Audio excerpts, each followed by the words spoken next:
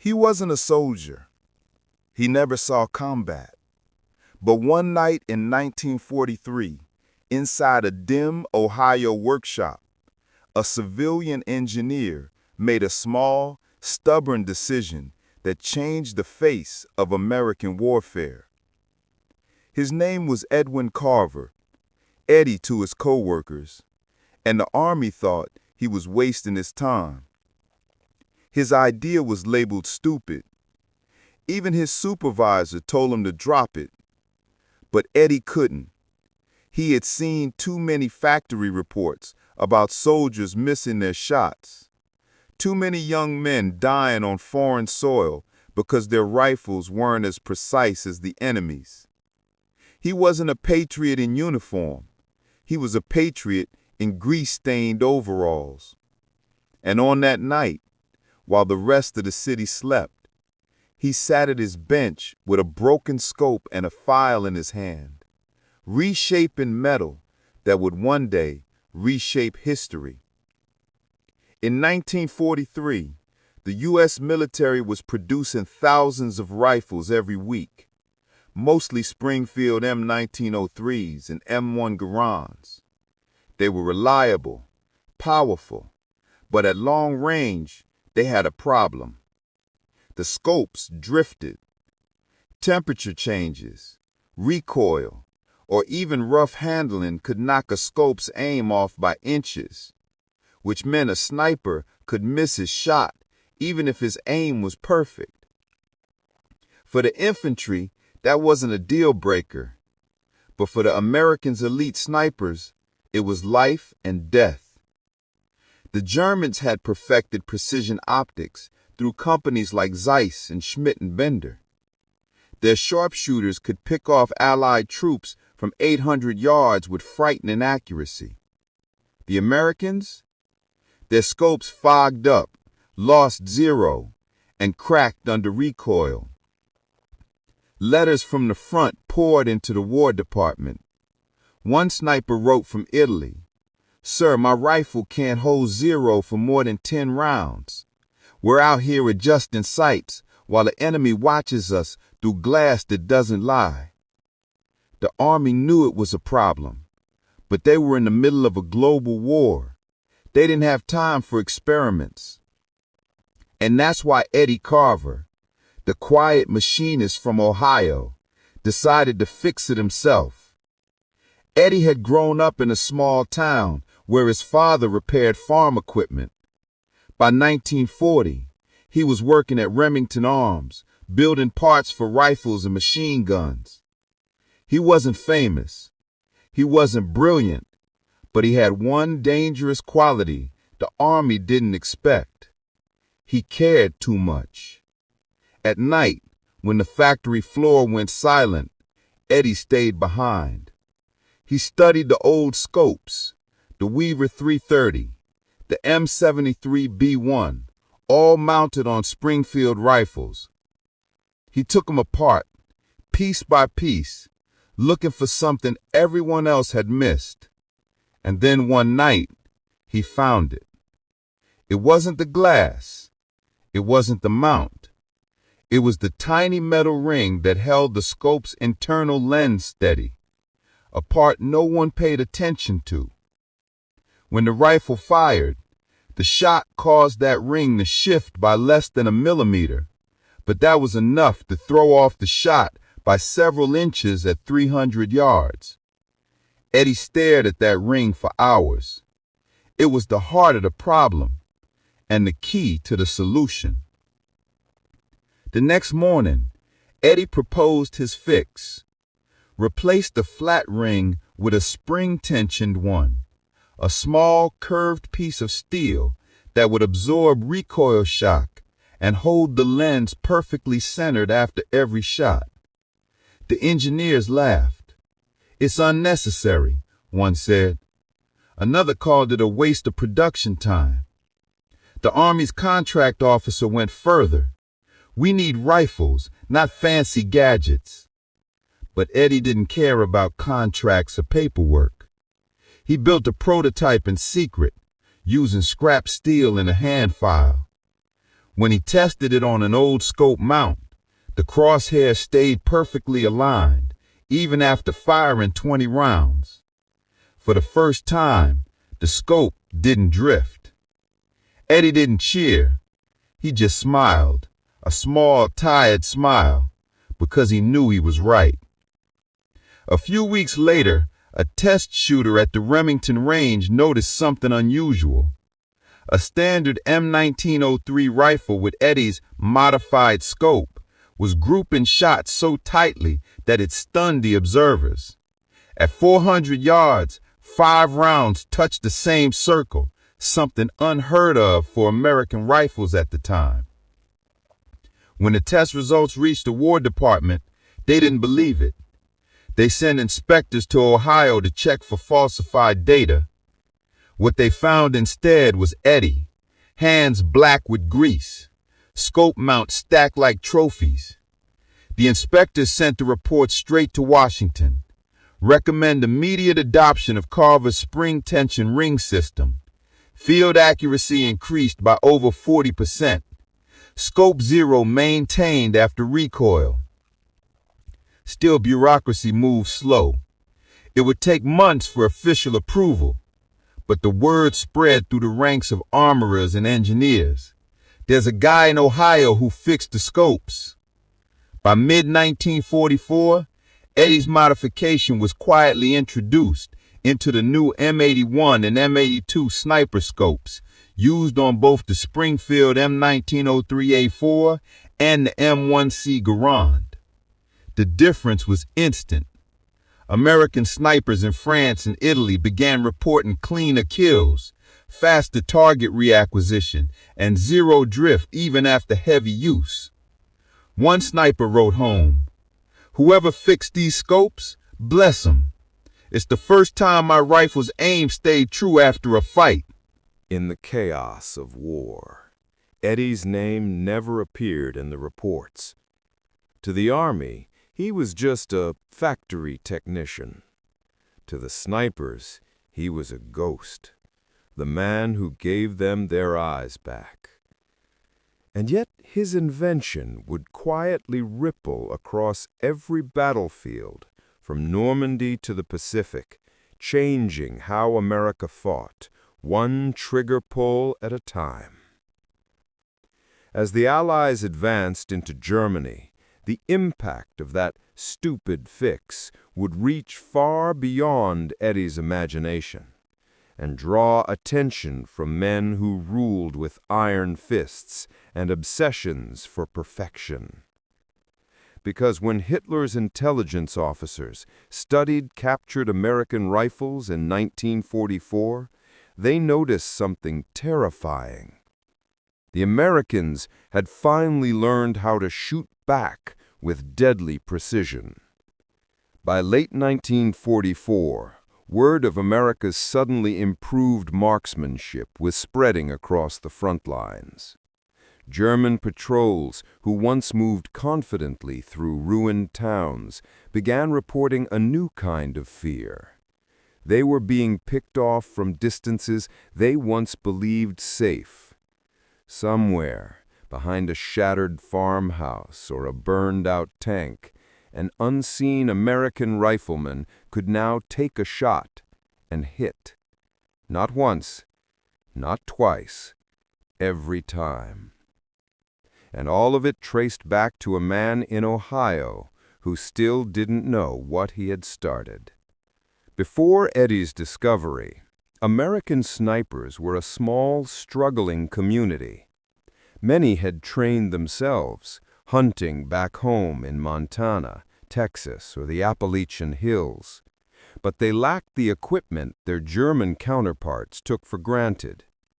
The Germans had the Karabiner 98K with a Zeiss ZF-42 scope, adjustable turrets, and rugged seals that could survive mud, frost, and shock. The Americans? A mix of old 1903 rifles, retooled hunting scopes, and no standardized system.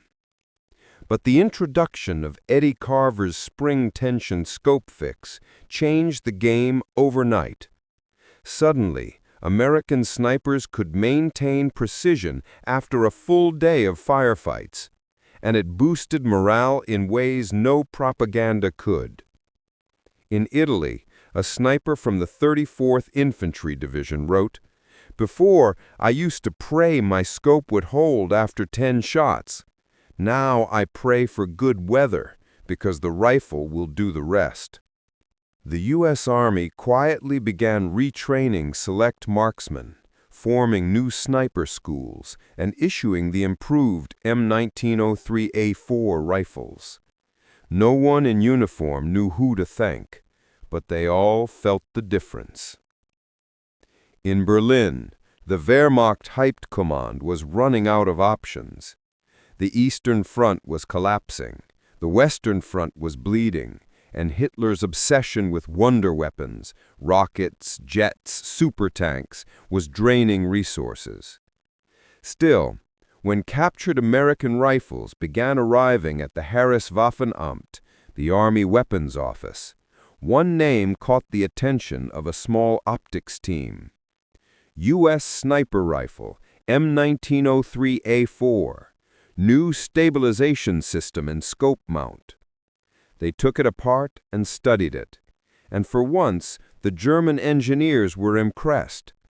"Whoever built this," one officer said, "understood precision mechanics. They learned from our mistakes." The discovery sent ripples through German command. The Americans were catching up. Even as the Third Reich's factories were being bombed into dust, its scientists saw something dangerous. The Allies were evolving faster than expected. By November 1944, the U.S. Army was locked in one of its bloodiest battles, the Hurtgen Forest, a nightmare of mud, mines, and endless trees. Visibility was near zero. Artillery shredded the canopy day and night. In that chaos, snipers became the eyes and ears of the infantry. And for the first time, they had rifles that worked flawlessly. Private Jack Thompson, a farm boy from Nebraska, carried one of the first M1903A4s with Eddie's improved scope system. He had never heard of Edwin Carver, but every time he squeezed the trigger, he unknowingly honored him. Jack's platoon was pinned by a German machine gun nest 600 yards ahead. Visibility was poor, the wind cruel, and the enemy unseen. But through his lens, Jack caught a faint glint, the reflection of a helmet. He adjusted, breathed in, and fired. The first round hit the gunner square in the chest. The second took down the loader. His unit advanced. His commander would later say, "That boy's rifle fired like it knew where to aim." In truth, it wasn't magic. It was mechanics, a tiny metal ring that refused to move. Back in Ohio, Eddie still clocked in every morning like nothing had changed. He didn't receive medals or telegrams. His name didn't appear in reports. He was just another worker meeting quotas. But sometimes, as he walked past the test range, he could hear the shots, steady, perfect, rhythmic. He'd smile quietly and keep walking. For him, that sound was enough. In December 1944, Allied intelligence recovered documents from a German optics facility near Aachen. They revealed the Germans were experimenting with a new anti-shock scope design, a desperate attempt to replicate what they'd seen in the captured American rifles. But they were too late. Production was slow, and by then, Germany was losing its factories faster than it could adapt. Still, the quiet race between engineers, one in Berlin, one in Ohio, symbolized something powerful. War wasn't only fought with guns, it was fought with minds. Eddie Carver didn't set out to be part of that race. He just wanted to make sure the next man had a better chance of surviving than the last. While Europe burned, another war was raging in the Pacific. Marines landing on Saipan, Peleliu, and Okinawa began receiving shipments of the new M81 scopes, each built using Eddie's fix. Snipers reported being able to take clean shots even after days of crawling through salt water and sand. In the dense jungles of the Pacific, where a missed shot meant revealing your position, that reliability saved lives. An officer from the 1st Marine Division later recalled, "It wasn't just a weapon, it was trust in steel." That trust had been forged in a workshop by a man the Marines would never meet.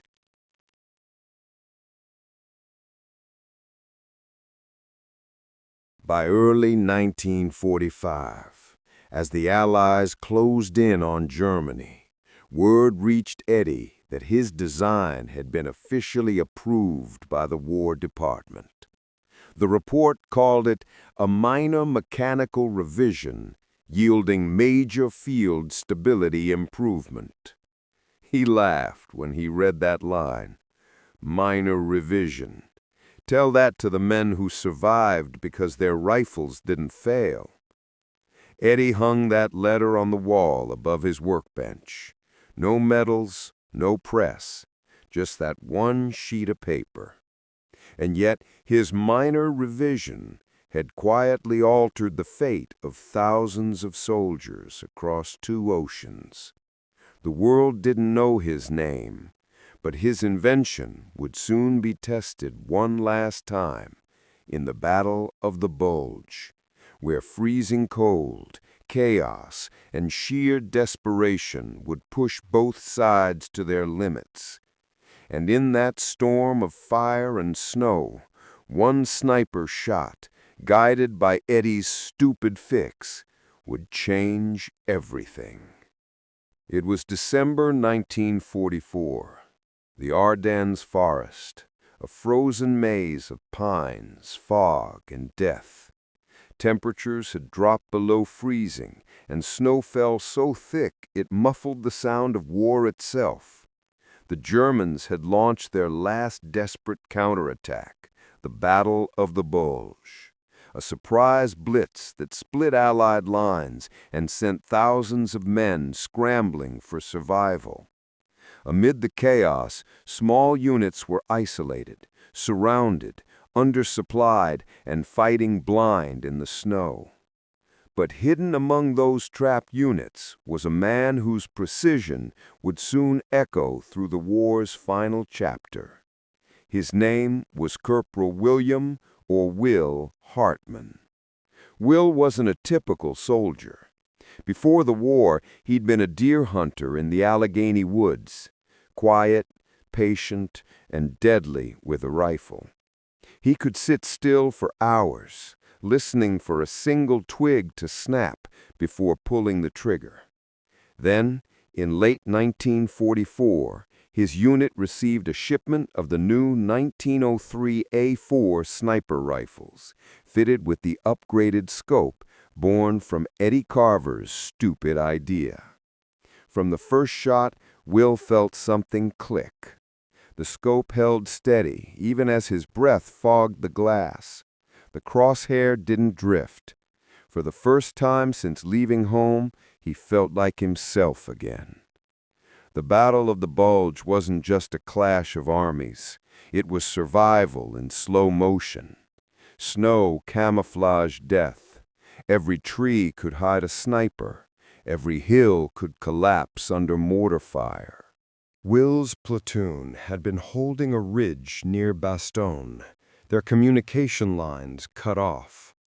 German patrols roamed the valleys below, confident that the Americans were too cold, too exhausted, too lost to fight back.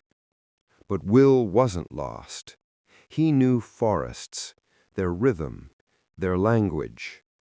And as he watched through his scope, he began to sense something familiar, the same stillness before a deer appeared in his sights. He spotted movement, not one but 5 men, all in white camouflage, moving in formation.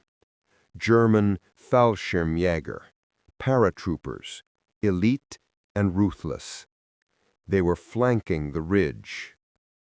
Will exhaled, slow and calm. The wind was slicing from the left. He adjusted by half an inch. He squeezed the trigger. The first German dropped silently into the snow. The others froze. Will cycled the bolt, fired again. Another fell. The rest vanished behind a ridge. For 2 hours they tried to find him, but his rifle never wavered. When it was over, 5 bodies lay in the snow, and the ridge was still held. His lieutenant wrote in his report, "Without Corporal Hartman's marksmanship, we'd have been flanked and wiped out. His rifle functioned perfectly, even after days in sub-zero cold."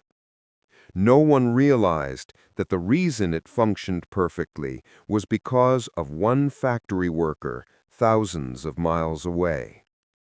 By late December, reports of American snipers causing unexpected losses began circulating in German field intelligence. Hitler's personal staff received intercepted field notes describing unusually precise Allied sharpshooters using modified scopes. At first, he dismissed them. He had bigger dreams: jet planes, vengeance weapons, victory pulled from the jaws of collapse. But one evening, during a late meeting in the Wolf's Lair, one of his aides placed 2 rifles on the table: a standard German Kar 98K and a captured American M1903A4. The German officer explained, nervously, that the Americans' rifles' optics had improved resistance to vibration and maintained 0 despite recoil. Hitler picked up the rifle, looked through the scope, and scoffed. "A toy, built by slaves of industry." He handed it back with contempt. But the engineers didn't stop studying it. They knew that behind every American advance, there was usually one thing Germany had underestimated: ingenuity. Will Hartmann's company was down to half its strength when the German counterattack reached its peak. Artillery roared day and night. Men froze in their foxholes. Food ran out. And yet, the rifle still worked. Through frost, mud, and recoil, the crosshair stayed true. On December 27th, Will was ordered to cover a supply drop zone outside Bastogne. A German sniper had been taking out American spotters all week. It was a duel, 1 shot for 1 shot. For hours Will searched the tree line. Nothing. Then he saw it. A faint glimmer on a tree stump, maybe 700 yards out. A reflection, small but sharp. He didn't move. He didn't blink. He waited until the sun struck it again, just for a second. He fired. The glimmer vanished. Silence followed. Later, they found a German sniper dead behind his rifle, shot clean through the scope. When Will's commander saw the bullet's path, he said quietly, "That's the shot of the war." Will didn't answer. He just nodded, his hands trembling in the cold. In the chaos of global war, Eddie Carver never knew about Will Hartmann. He never saw the forest and the men who survived there. He never read the reports or saw the rifle through which his idea had changed lives. But if he had, maybe he would have smiled, because it was proof that even in a world of generals and machines, sometimes the smallest idea from the quietest man could make the loudest difference. The Battle of the Bulge ended weeks later. The Germans were pushed back, the Allies advanced, and Hitler's last gamble failed. But in those frozen woods, every shot fired by a stivvy scope carried the invisible legacy of Eddie Carver, a man who refused to accept good enough. Yet the story wasn't over, because after the war ended, Eddie's invention, his stupid fix, would find its way into a new kind of battlefield, one fought not in Europe, but in the laboratories and arsenals of a changing world. A new war was coming, a cold one, and Eddie's quiet brilliance would become the foundation of an arms race that would shape the rest of the century. The winter of 1945 ended slowly, like a fever breaking. The snow melted into black mud, and the forests that once echoed with gunfire fell silent. Germany was collapsing, city by city, brick by brick.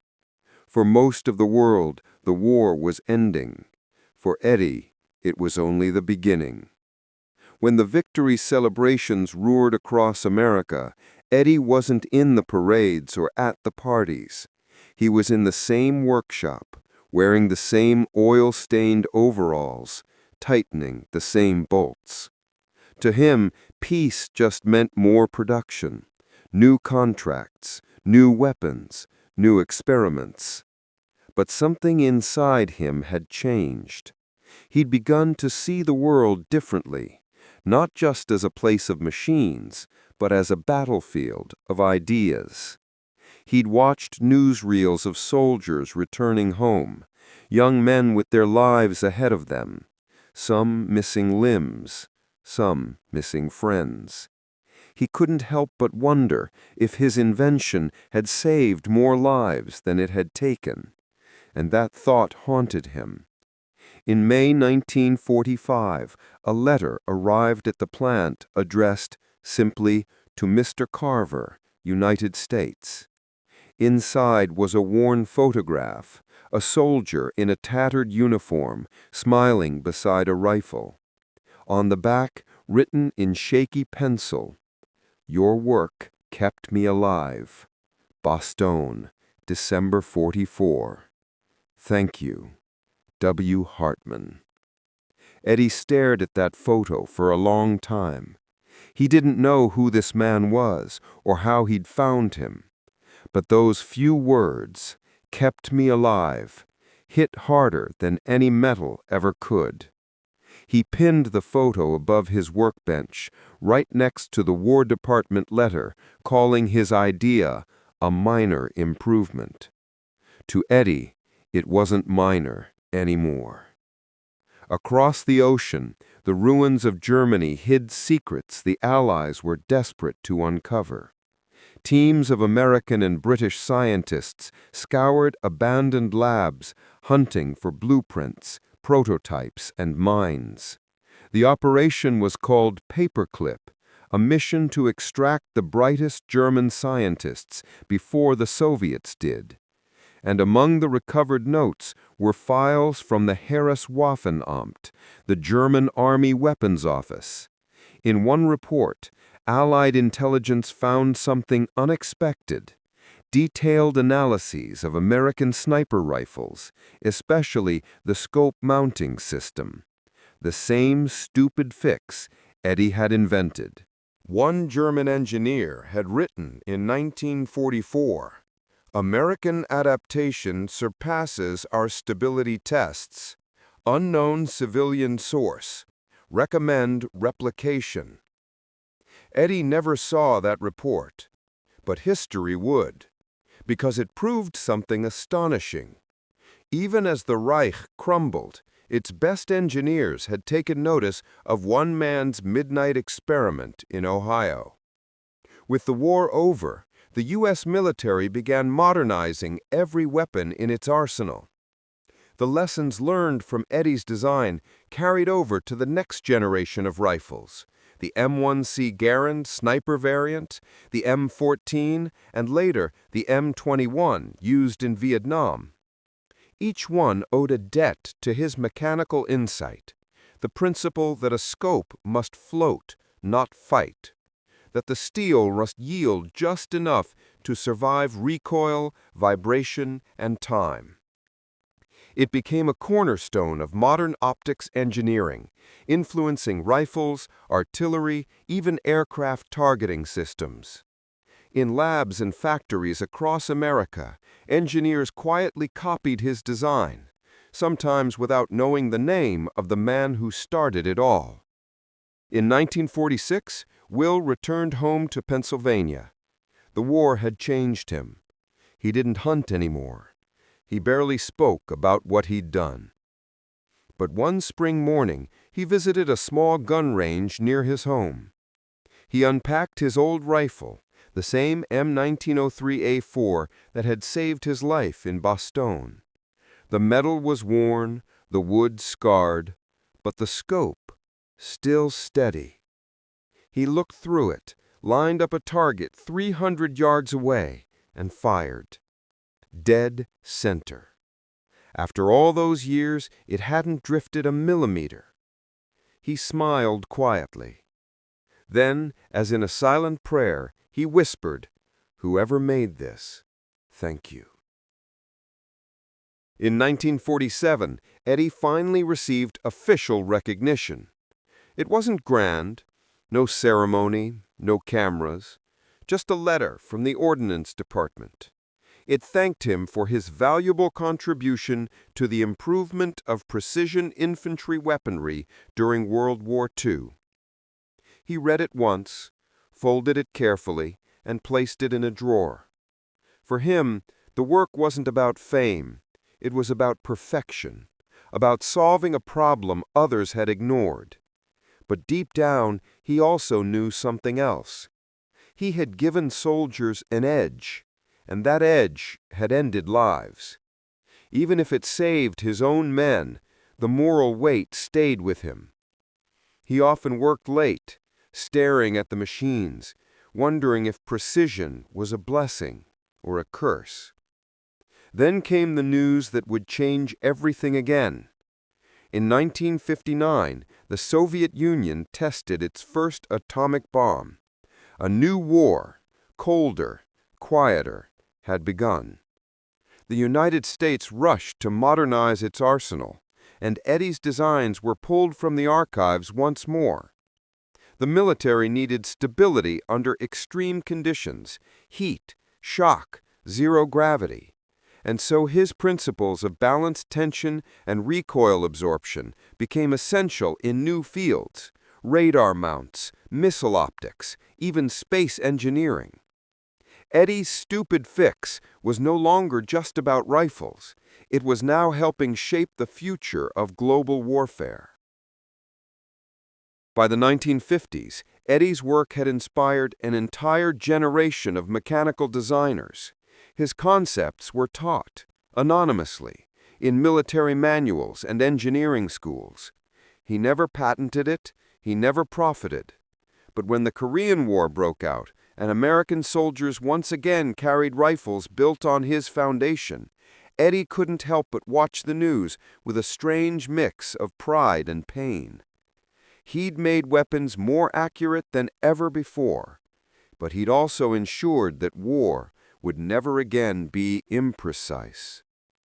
As the decades passed, Eddie Carver faded into history, a ghost in the blueprints of every modern firearm, every sniper's scope, every weapon that demanded perfection. Yet his legacy wasn't about death. It was about what humans could achieve when they refused to accept good enough. But fate wasn't done with him yet, because in 1958, a young reporter would track him down and uncover the story behind the factory worker who outshot Hitler's engineers. It would be the first time Eddie's name appeared in print, and the world would finally learn the truth about the man whose midnight obsession changed the course of war. By the late 1950s, America had moved on. The factories that once forged weapons of war now built cars and refrigerators. The men who had fought across Europe were now raising families, buying homes, and trying to forget the sound of artillery. But in one small corner of Ohio, a man named Edwin Carver was still working, his hands stained with grease, his mind still lost in the mechanics of precision. He didn't look like someone who had changed the course of a world war. He didn't speak of it either. In fact, few people in his town even knew he'd been involved at all. Until one day, someone came knocking. Her name was Clara Jameson, a journalist fresh out of college. She'd been assigned a story no one else wanted, a human interest piece about unsung American inventors. While digging through old military records, she'd stumbled on a peculiar report from 1944. Optical Stability Improvement, Civilian Engineer E. Carver, Springfield, Ohio. That small line, buried in thousands of pages, sparked her curiosity. Who was this man? Why wasn't he in the history books? She made a few calls, found an address, and boarded a train. 2 days later, she stood outside an aging brick factory with faded paint and a rusted sign that read Springfield Armament Supply Co. Inside, she found Eddie, now 49 years old, adjusting the sight on a prototype scope. "Mr. Carver?" she asked. He looked up slowly, surprised. "Yes, ma'am. What can I do for you?" "I'm writing a piece on wartime inventors. I found your name in an old Army file. Did you really improve the sniper scopes used in World War II?" Eddie hesitated. He hadn't spoken about it in years, but something in her tone, sincere curiosity, not ambition, made him nod. "I suppose you could say that." They sat down in his cluttered workshop, shelves stacked with brass casings, sketches, and coffee tins full of screws. Clara turned on her recorder and asked, "Can you tell me how it happened?" Eddie leaned back, smiling faintly. "It wasn't supposed to be a big deal. I just got tired of watching scopes drift. Every test we ran failed, no matter what we tried. So I stayed late one night, figured maybe if the tension ring had some give to it, not too tight, not too loose, it might absorb the shock better." He chuckled softly. "The foreman said it was stupid. Waste of parts, he told me. But when we tested it the next morning, that crosshair didn't move an inch. The rest, well, I guess history took it from there." Clara sat down in silence, realizing she was hearing something extraordinary, the origin of an idea that had quietly reshaped modern warfare. "But Mr. Carver," she asked, "didn't you ever get recognition, awards, a patent?" Eddie shook his head. "No, the Army classified the design. They said it was a matter of national security. After the war, they moved on to other projects. I just went back to work."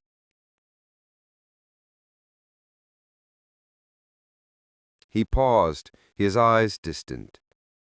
"You know, I used to think I was just fixing a tool. But sometimes when I hear about all those men who didn't come home, I wonder what I really built." Clara published her article a month later in The American Chronicle. The headline read, "The Man Who Made America's Rifles Unshakable." The story spread like wildfire. Veterans wrote in by the dozens, thanking Eddie for the rifles that had saved their lives.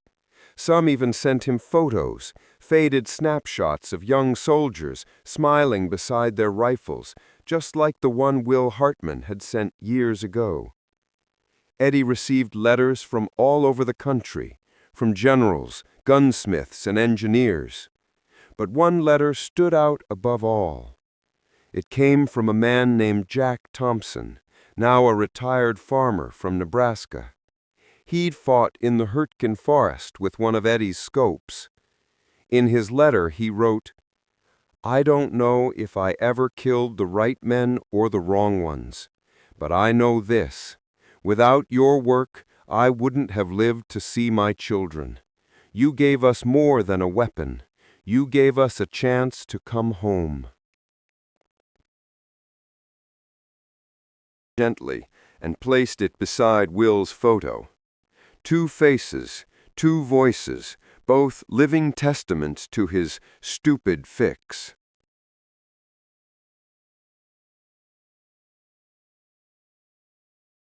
And boarded a train. 2 days later, she stood outside an aging brick factory with faded paint and a rusted sign that read Springfield Armament Supply Co. Inside, she found Eddie, now 49 years old, adjusting the sight on a prototype scope. "Mr. Carver?" she asked. He looked up slowly, surprised. "Yes, ma'am. What can I do for you?" "I'm writing a piece on wartime in Ventus. I found your name in an old Army file. Did you really improve the sniper scopes used in World War II?" Eddie hesitated. He hadn't spoken about it in years. But something in her tone, sincere curiosity, not ambition, made him nod. "I suppose you could say that." They sat down in his cluttered workshop, shelves stacked with brass casings, sketches, and coffee tins full of screws. Clara turned on her recorder and asked, "Can you tell me how it happened?" Eddie leaned back, smiling faintly. "It wasn't supposed to be a big deal. I just got tired of watching." Eddie folded that letter gently and placed it beside Will's photo. Two faces, two voices, both living testaments to his stupid fix. A few weeks later, there was another knock on his workshop door. This time, it wasn't a reporter. It was a military officer. Tall, crisp uniform, silver hair. "Mr. Carver?" he asked. "I'm Colonel Robert Wainwright, U.S. Army Ordnance Division. May I come in?" Eddie nodded cautiously. The colonel looked around the workshop, the dusty tools, the aging man who had unknowingly given the Army one of its most reliable weapons. Then he said, "I read the article. I wanted to see the man myself."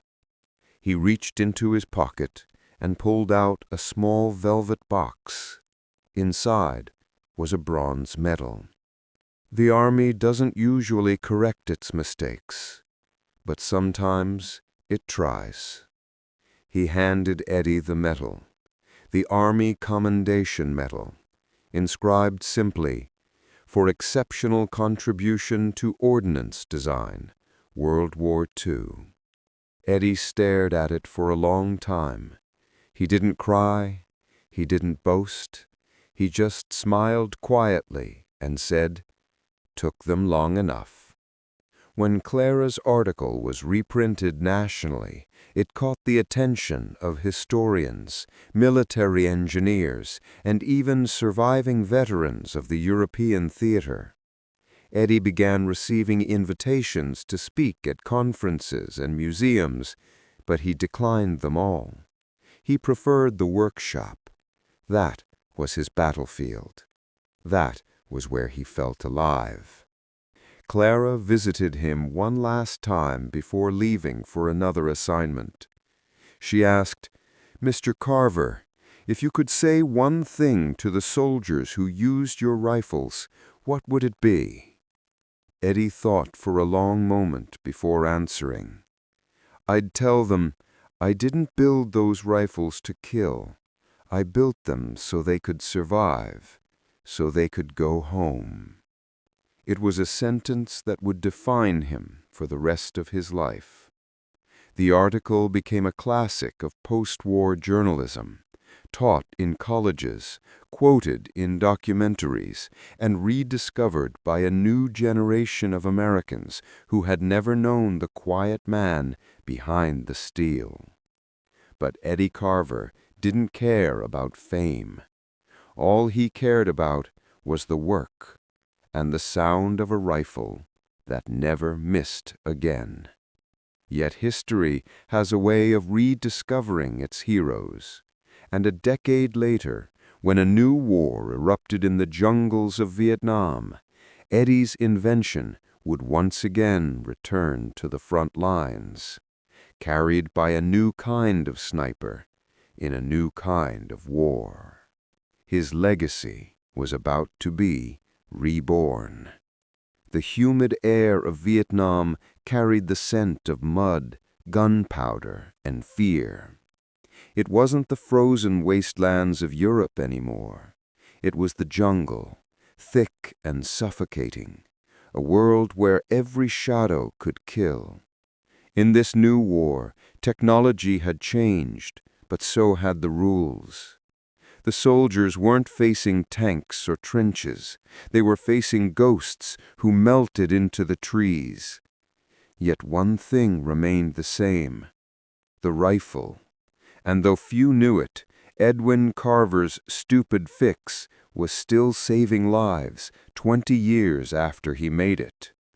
In the spring of 1967, Sergeant Carlos Ramirez, a Marine sniper stationed near Da Nang, cleaned his rifle by the light of a flickering lantern.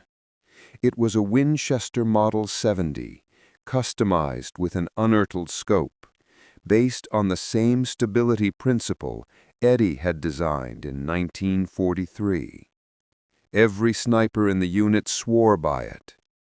"It never drifts," Ramirez whispered one night, adjusting the sight. "You breathe, you squeeze, and she hits dead center every damn time."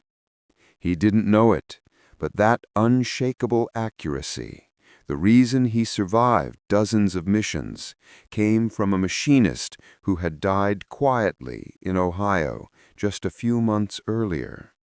By 1966, Eddie was an old man. His workshop had grown quiet.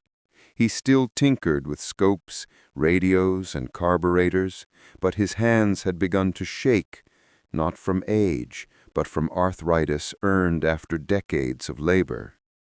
He never married, never had children. His inventions were his family, his rifles, his tools, and the ghosts of soldiers who once depended on him. On a cool autumn evening, Eddie sat at his desk writing a letter, not to the army, not to a reporter, but to the men he'd never met. "To the soldiers who carried the rifles I built, I hope you made it home. I hope the scope never failed you. And if it did, I'm sorry. You deserved better than any machine could give you." He signed it, folded it neatly, and placed it beside the two old photographs, Will Hartman and Jack Thompson. That night, Eddie Carver passed away quietly in his sleep. No ceremonies, no headlines, just the sound of rain against his workshop roof. Years later, in 1972, an Army archivist reviewing old ordnance patents stumbled across Eddie's original blueprint. It was labeled simply Optical Recoil Stabilization, Type C, Carver Modification. When the archivist compared it to modern designs, he realized the shocking truth. Almost every American sniper rifle, from Korea to Vietnam, had been using Carver's system. He tried to have the record updated, but bureaucracy moved slowly. For decades, Eddie's contribution remained a footnote in military history. But among the snipers, the legend quietly spread. There was a factory worker who made these rifles perfect.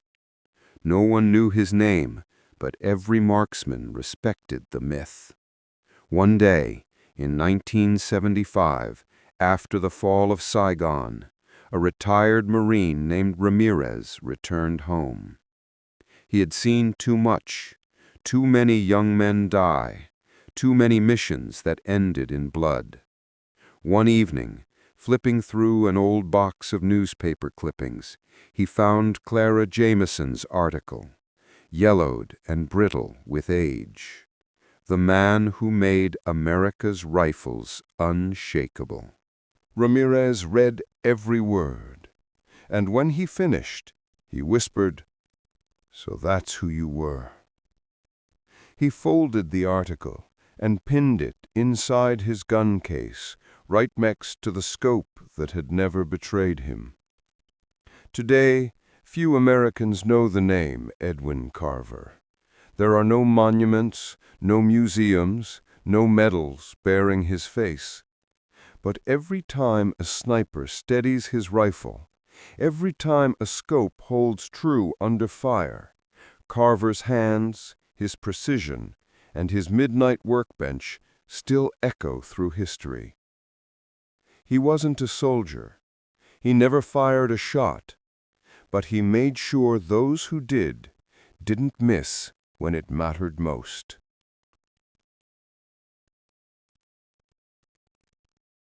In 1993, long after the wars had ended, a group of local historians in Springfield restored Carver's workshop.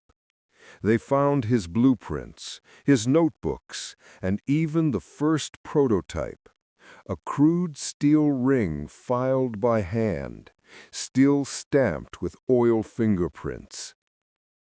Above his workbench, etched in fading pencil, they found a single line written by Carver himself. "It's not about killing better.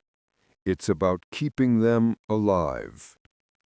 And that's how history remembered him, not as a weapons maker, but as a man who turned simple metal into survival. The story of Edwin Carver isn't one of glory, medals, or parades. It's the story of how small hands, working in silence, can change the course of history. While generals planned strategies and soldiers faced death on the front lines, a quiet machinist in Ohio solved a problem that saved countless lives. War is filled with chaos, but precision, true precision, often comes from the unseen heroes. Men like Carver, who believed perfection was a form of mercy. And though time has buried his name, his invention still whispers through every battlefield where aim meets purpose. Because in the end, Eddie's stupid fix wasn't just about making rifles deadlier. It was about giving soldiers a fighting chance to come home. If you liked this story, don't forget to subscribe, share, and comment on this channel.